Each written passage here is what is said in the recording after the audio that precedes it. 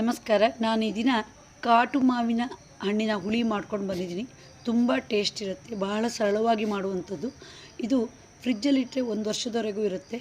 ಮೊಸರನ್ನಕ್ಕೆ ನಂಚ್ಕೊಳ್ಳೋಕೆ ಬರುತ್ತೆ, ಅನ್ನಕ್ಕೆ ಕಲ್ಸ್ಕೊಬೋದು, ರೊಟ್ಟಿ, ದೋಸೆ, ಚಪಾತಿ, ಇಡ್ಲಿ ಎಲ್ಲದಕ್ಕೂ ಸಹ ನಂಚ್ಕೊಳ್ಳೋಕೆ ಭಾಳ ರುಚಿ.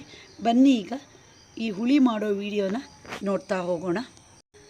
ನಾನಿಲ್ಲಿ ಕಾಟು ಮಾವಿನ ಹಣ್ಣನ್ನು 6 ಏನೋ ತೊಗೊಂಡಿದ್ದೀನಿ. ಕತ್ತಿ ಇಟ್ಕೊಂಡಿದ್ದೀನಿ. ಚೊಟ್ಟಿನ ಭಾಗವನ್ನು ಈಗ ಕಟ್ ಮಾಡಿ ಒಂದ್ಸರಿ ನೋಡಿ ಹೀಗೆ ಗೀರು ಮಾಡ್ತೀನಿ. ಹೀಗೆ ಮಾಡಿದಾಗ ಮಾವಿನ ಹಣ್ಣನ್ನು ಬಿಡಿಸೋದು ತುಂಬ ಸುಲಭ. ಈ ಹಣ್ಣುಗಳು ಸ್ವಲ್ಪ ಹುಳುಗಳು ಜಾಸ್ತಿ ಇರೋದು, ಆದ್ದರಿಂದ ನೋಡಿ ಸಿಪ್ಪೆನ ಬಿಡಿಸ್ಬೇಕು. ಮಾವಿನ ಹಣ್ಣನ್ನು ಕತ್ತಿಲಿ ಕೀರೋದ್ರಿಂದ ಸುಲಭವಾಗಿ ಸಿಪ್ಪೆನ ಬಿಡಿಸ್ಬಿಡ್ಬೋದು. ಈಗ ಸಿಪ್ಪೆ ಬೇರೆ ಹಣ್ಣು ಬೇರೆ ಮಾಡೋಣ. ಈಗ ಒಂದು ತಟ್ಟೆಯಲ್ಲಿ ಮಾವಿನ ಹಣ್ಣಿನ ಸಿಪ್ಪೆನ ಇಟ್ಕೊಂಡಿದ್ದೀನಿ. ಅರ್ಧ ಲೋಟದಷ್ಟು ನೀರು ಹಾಕಿ ಚೆನ್ನಾಗಿ ಕಿವುಚೋಣ.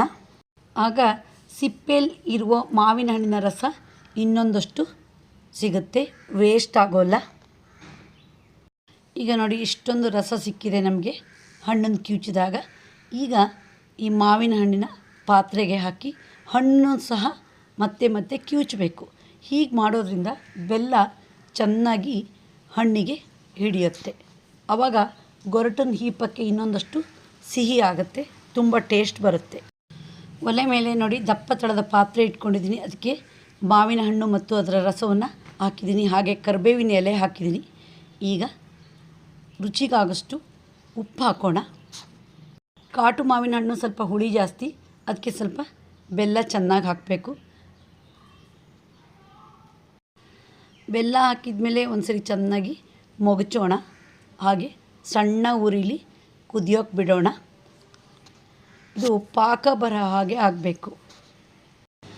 ಈಗ ನೋಡಿ ಸ್ವಲ್ಪ ಕುದಿ ಬರ್ತಾ ಇದೆ. ಖಾರಕ್ಕೆ ನಾನು ಅಚ್ಚ ಖಾರ ಪುಡಿ ಹಾಕ್ತೀನಿ. ಜಾಸ್ತಿ ಖಾರ ಹಾಕೋಲ್ಲ ಇಲ್ಲಿ ನಾವು ಈ ಹುಳಿಗೆ. ಈಗ ಮತ್ತೊಮ್ಮೆ ಮೊಗಚೋಣ, ಹಾಗೆ ಕುದಿಯೋಕೆ ಬಿಡೋಣ. ಈಗ ಮಾವಿನ ಹಣ್ಣಿನ ಹುಳಿ ಗಟ್ಟಿಯಾಗ್ತಾ ಬಂತು. ಪರಿಮಳಕ್ಕೆ ಮತ್ತು ರುಚಿಗೆ ನಾನು 2 ಸ್ಪೂನಿನಷ್ಟು ಸಾಂಬಾರು ಪುಡಿನ ಹಾಕ್ತೀನಿ. ಈಗ ಒಂದ್ಸರಿ ಚೆನ್ನಾಗಿ ಮಿಕ್ಸ್ ಮಾಡೋಣ. ಮಾವಿನ ಹಣ್ಣಿನ ಹುಳಿಯ ಬಣ್ಣ ನೋಡಿ ಸ್ವಲ್ಪ ಚೇಂಜ್ ಆಗಿದೆ, ಹಾಗೆ ಪಾಕ ಬರ್ತಾ ಇದೆ.